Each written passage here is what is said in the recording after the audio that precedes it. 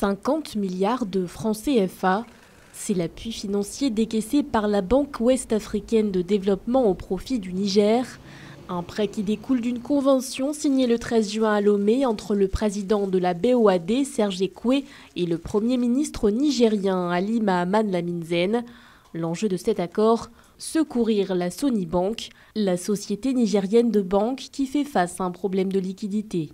Il y a eu d'autres dossiers que nous avons présentés au président de la Banque ouest-africaine de développement, notamment pour un organe qui a assuré un emprunt qui a été contracté auprès de Deutsche Bank. Nous sommes en train de trouver une solution là-dessus. Il y a également un autre dossier qui concerne le rachat des titres auprès d'une des banques locales qui a été réglé. Puis il y a cette convention pour la Sony Bank.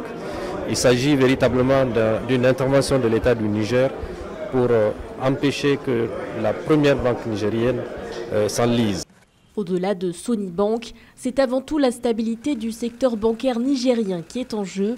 Dans un rapport publié cette année, le Fonds monétaire international évoquait un secteur bancaire sous pression, miné par des gros problèmes de liquidité et des risques élevés pour la stabilité financière.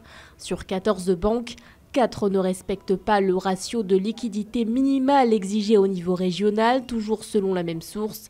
D'après le FMI, ce problème de liquidité s'explique notamment par l'accumulation d'arriérés sur le service de la dette intérieure.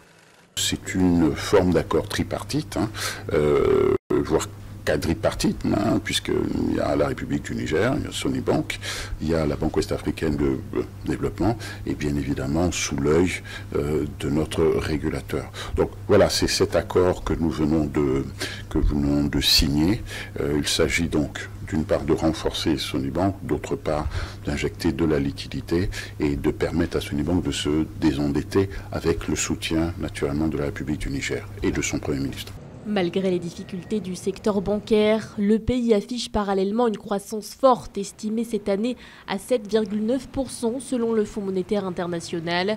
Le FMI ajoute par ailleurs qu'en 2025, une baisse du déficit budgétaire à 3% du produit intérieur brut est attendue.